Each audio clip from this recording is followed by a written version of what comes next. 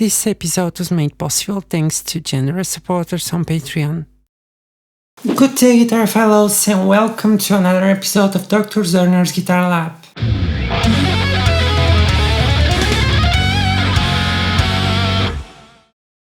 Do you struggle to find the notes on the fretboard? If so, this video is right for you because I am going to show you an excellent solution of this problem for free thanks to my Patreon supporters who make all of this possible. So let's get started. There are many ways to learn the notes on the fretboard, and I've tried many of them, and I figured out that most of the popular ways aren't really so effective. So I tried to come up with a strategy that works good enough in a reasonable time limit. And that's how I came up with the 7-week program, which provides you with solid, logical and sustainable knowledge about the notes on the fretboard. So we've got 7 main notes.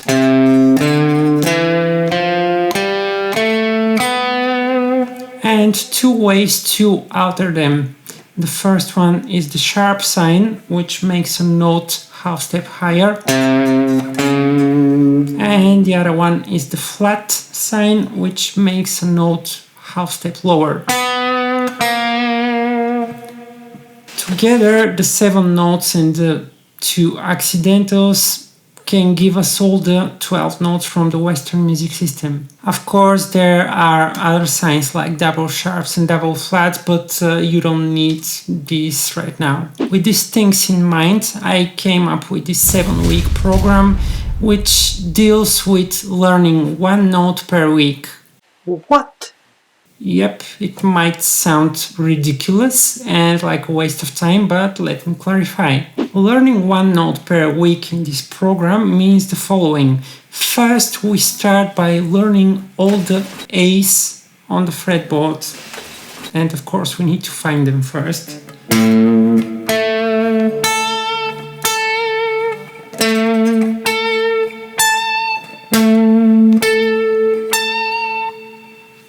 And so forth. The second step would be to analyze the positions and relations of these A's to each other and to find repeating patterns like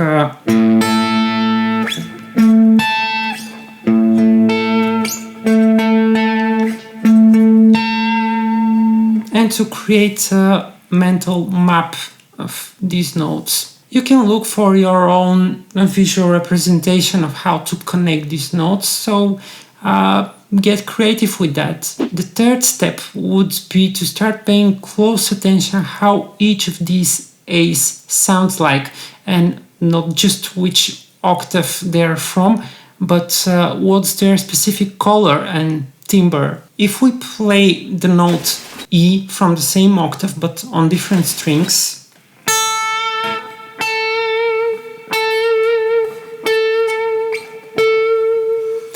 we can hear that they sound completely different.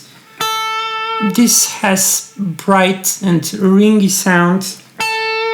This a little bit muddier. Here we start having some bottom and we lose the brightness. Here we have additional muddiness and even less brightness, and the tone is a little bit more solid because this string already has a winding on it. Here it already has third person singular nasal type of sound. This is very important because later it will be very, very useful when you start learning things by ear, because it will help you to hear the fingerings. The fourth step would be to start constructing simple close triads from every A note that you have found.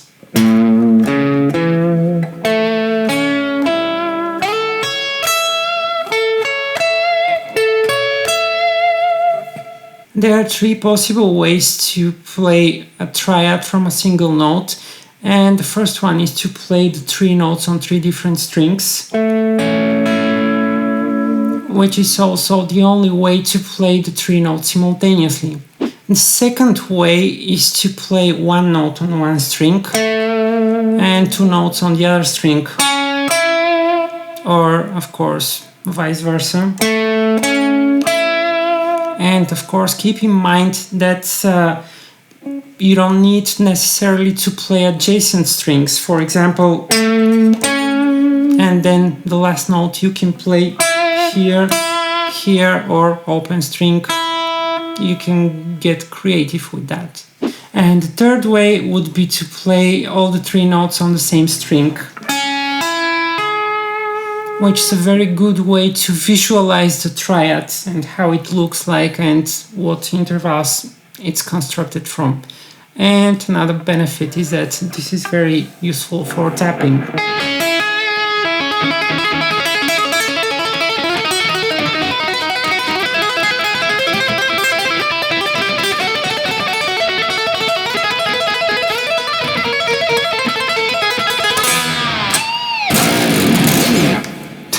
Zoned out. Much to learn you still have. The fifth step would be to start doing inversions of these triads. If you don't know what an inversion is, it's basically taking the 3 notes from the triad and playing them in a different order. In such a way, this is how we get the root position. The first inversion will be when we start from the middle note, and the second inversion is when we start from the top note of the root position. And the number of inversions we've got equals the number of the notes of the chord. Well, duh. We do this both for major and minor triads.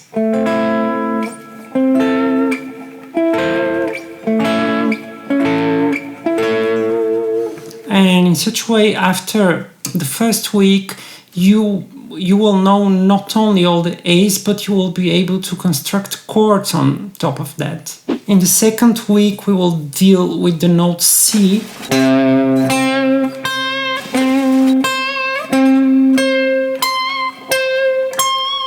And we will approach it in the same way. We start building triads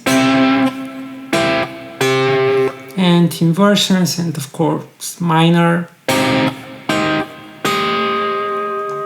Then every week we go with another new note following the order A, C, E, G, B, D, F. The reason for this order is that in such a way these notes are positioned on thirds.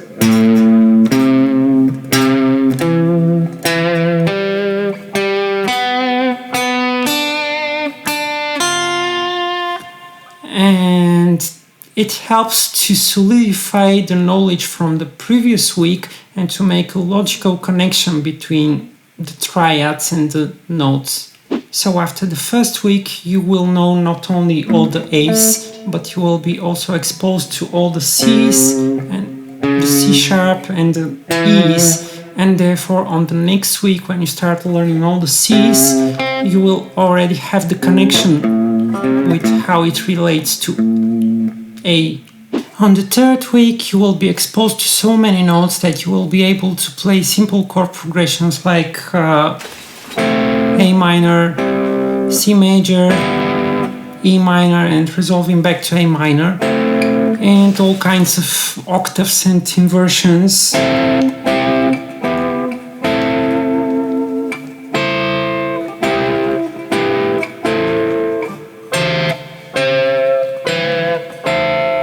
And so forth, and you will be able to do this without any effort.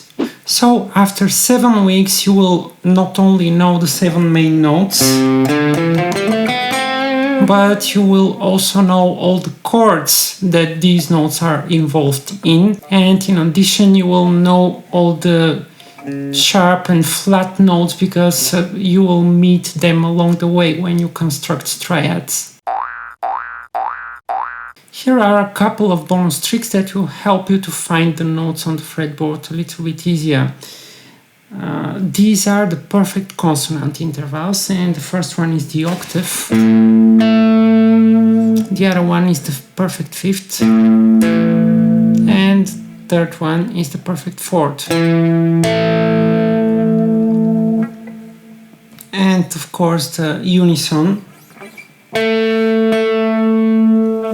So if you have ever played power chords, you're already familiar with almost all of these intervals. So the octave is the interval between the low and the high note of the power chord. And you can use this shape for every set of two strings that are just one string apart, as long as you deal with standard tuning and below third string. Once you go above third string and you get second on first string involved, you need to move the pinky one fret away because of the interval between the third and second string. The other ways to play an octave are the following. You know, the 12th fret is basically a perfect octave, and it's quite self-evident, but way too many people actually don't realize this fact when they're looking for notes on the neck. For example, if they look for the note C on the 4th string, they start counting from here: D, E, F, G, A, B, C, and they don't think about this D here, and then they can go just 2 frets down and they will find the C. Open string and the next high string on the 7th fret is also an octave.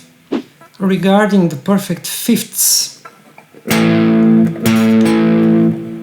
the first two notes of the power chord, this is a perfect fifth, and from open string to the 7th fret, this is also a perfect fifth.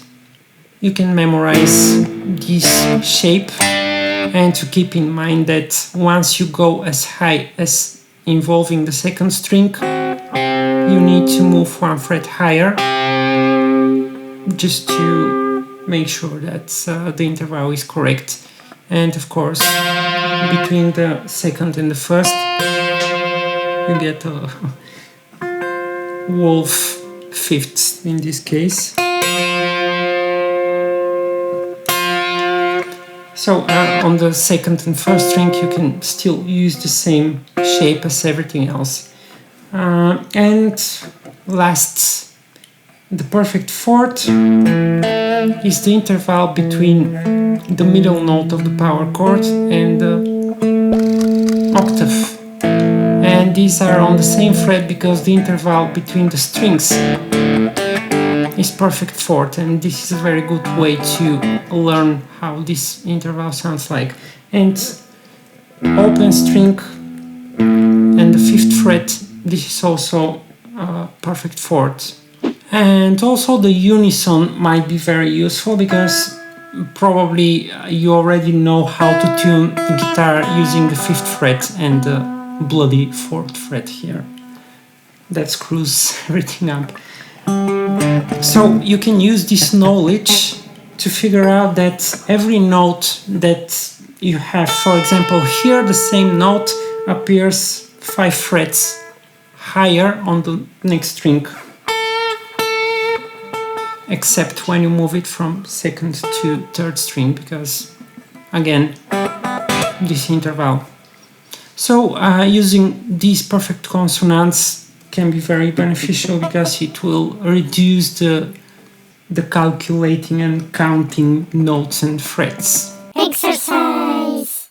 Today's exercise for you is, of course, to start using the 7-week program and to work on it every day, even if it's just 10 minutes, because, you know, persistence is the key to success. That's everything for today's episode. Thank you very much for watching. I hope you find this episode useful, and if you like my work, consider supporting me on Patreon up here and on the links down in the description, where you can get access to all kinds of interesting things and materials for just as low as $3 per month. Also, subscribe to my channel, click the bell button to get informed when I upload new video. See you next time, and remember, practice makes perfect.